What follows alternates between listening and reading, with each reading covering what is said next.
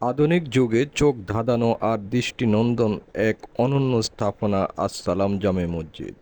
মসজিদটিতে কোনো জানালা নেই, তবুও আলোর কমতি নেই মসজিদের ভেতর।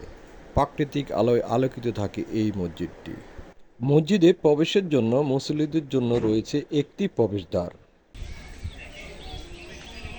মসজিদটি অবস্থিত লক্ষ্মীপুর রামগতি উপজেলার চরপোড়াগাছা ইউনিয়নের শেখের কেল্লা এলাকায় স্থাপিত। এই স্থাপত্যটি বিগত ১০০ বছরের মধ্যে বাংলাদেশের নির্মিত স্থাপত্যদের মধ্যে একটি বিরল স্থাপনা। স্থানীয় রহিমা মমতাজ ও সাইফ সালাউদ্দিন ট্রাস্ট আল্লাহর সন্তুষ্টি লাভ আর জনহিতকর কাজের অংশ হিসেবে এই দৃষ্টিনন্দন স্থাপনাটি তৈরি করেন। ২০২১ সালের নির্মাণ কাজ শেষ হওয়ার পরপরই মসজিদটিতে তথ্যচিত্র সুইজারল্যান্ডে অনুষ্ঠিত ওয়ার্ল্ড আর্কিটেকচার কনফারেন্সে পাঠানো হয়েছে বিশ্ব ঐতিহ্যের স্বীকৃতি পাওয়ার জন্য। এটি আধুনিককালের লক্ষ্মীপুর জেলা ও বাংলাদেশের নির্মিত স্থাপত্যদের মধ্যে সবচেয়ে দৃষ্টিনন্দন এক স্থাপনা, এমন দাবি আগত দর্শনার্থী ও নির্মাতা স্থপতিদের। ২০১৭ সালের ডিসেম্বর মাসে এই মসজিদ নির্মাণ শুরু করেন। মসজিদটিতে নকশা তৈরিতে বাংলাদেশীয় স্থাপত্য প্রতিষ্ঠান এবং সাথে ছিলেন বিদেশি কয়েকজন স্থপতি। বিরতিহীন কাজের পর ২০২১ সালের শেষের দিকে মসজিদটি মুসল্লিদের জন্য উন্মুক্ত করা হয়।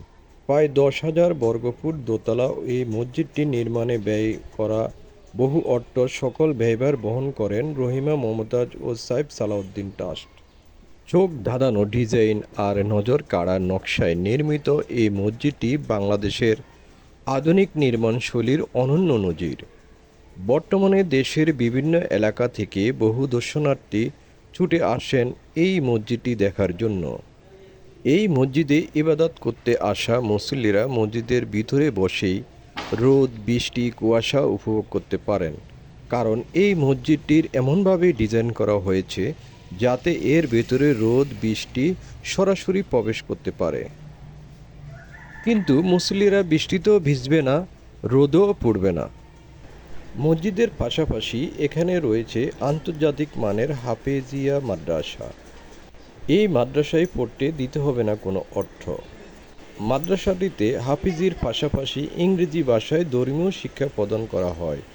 আন্তর্জাতিক মানের এই মাদ্রাসাটি থেকে ভবিষ্যতে যে হাফেজ বের হবে তারা পৃথিবীর যে কোনো দেশে ইংরেজি ভাষায় বক্তব্য প্রদানে সক্ষম হবেন।